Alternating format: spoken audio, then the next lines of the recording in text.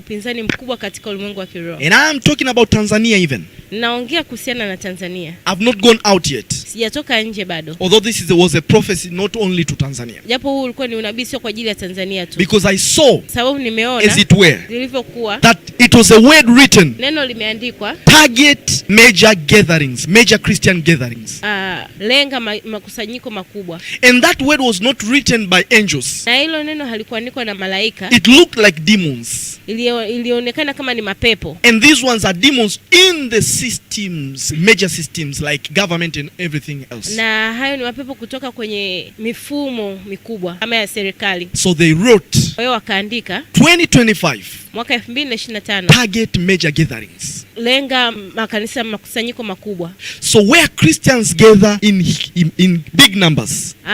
Mahali ambako Wakristo wanakusanyika kwa namba kubwa. I saw a table set. Nimeona meza zimepangwa. And enemies na maadui are planning, wanapanga to hit one, kupiga, kushambulia moja. You know, unajua where people gather most? Watu ambao wanakusanyika sana, even in Tanzania, ndani ya Tanzania. So with respect to those men of God, kwa heshima wale watu wa Mungu, I will not call names, sitotaja jina, because they are bigger than me, kwa sababu ni wakubwa kuliko mimi. The reason I'm releasing this prophecy, sababu ninaachilia unabii huu, is for us to pray for them. Ni kwa sisi kuombea. Are you getting it? Naipata hiyo. So next year, kwa hiyo mwakani, a lot of those men of God who are going to prepare big events and they are going to have thousands of people gathering. Kwa mwakani wala watu watumishi wa Mungu wakubwa wanaenda kuandaa event kubwa. There is this thing planned so that the devil can attend and cause something to happen so that they can shut down these gatherings. Kuna hivi vitu kuna hili jambo limepangwa ili kusudi shetani aweze kuangusha. Even seeing men of God in handcuffs. Hata kuona watu wa Mungu wakiwa wamefungwa pingu. That's 2025. Hiyo ni 2025. So the devil is really trying. Kwa shetani anajaribu even handcuff some of men of God.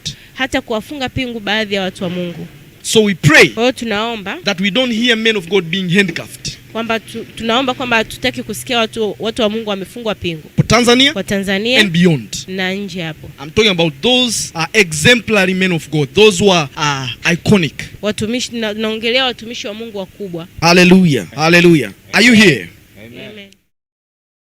Taarifa zilizotufikia mezani wakati huu ni madai ya kufungwa kwa kanisa la Askofu Gwajima. Kwa mujibu wa taarifa na barua ambazo zimekuwa zikisambaa kwenye mitandao mbalimbali ya kijamii, zinaeleza ya kwamba yahusu kufungwa kwa shughuli za kanisa la Glory of Christ Church, kanisa la Ufufuo na Uzima, chini ya kifungu cha 17B na kifungu cha pili cha sheria ya jumuiya sura ya 337 kama kilivyorekebishwa na kifungu cha 39B cha sheria ya marekebisho mbalimbali ya sheria namba 3 ya mwaka 2019. Askofu Josephat Gwajima, ikiwa ni siku moja tangu kiongozi huyo wa kiroho atangaze msimamo wake wa kuendelea kukemea vitendo vya utekaji na watu kupotea.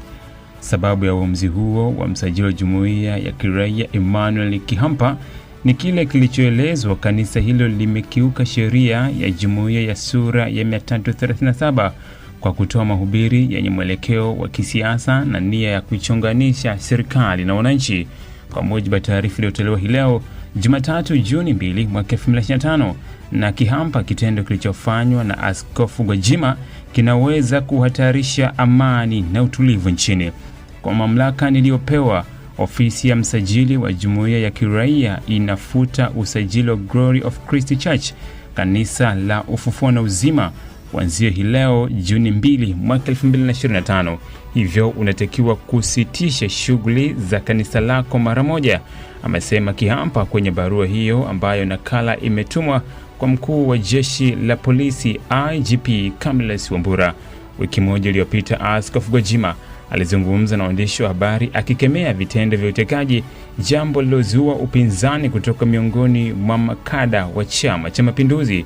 Jana Jumapili, Juni mosi mwaka 2025, katika moja ya ibada na maombi pengine, Askofu Gwajima alitangaza maombi ya siku 7 kuanzia hilo Jumatatu katika makanisa ya Ufufuo na Uzima zaidi ya 2000 ya kuombea haki na amani. And listen. Nasikiliza.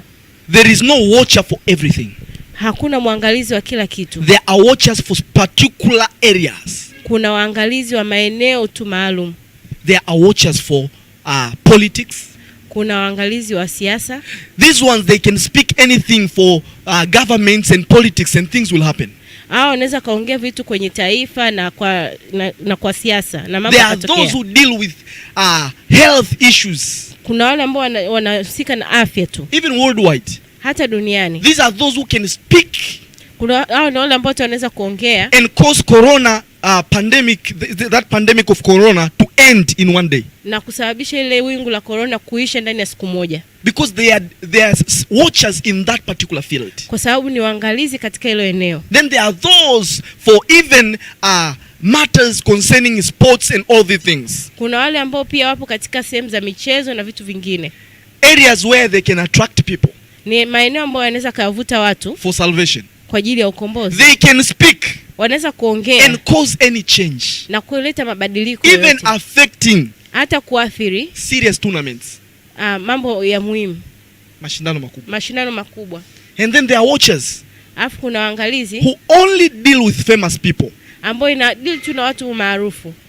They can stand here. Wanaweza kusimama hapa. And say this person is going. Na kusema huyu mtu anaondoka. Dying. Anakufa. The person will die. Na huyu mtu anakufa. Because it's a decreed matter by a watcher. Kwa sababu ni neno lilotamkwa na mwangalizi. So it's important that you get this point. Kwa hiyo ni muhimu sana kupata hizi. Now let me final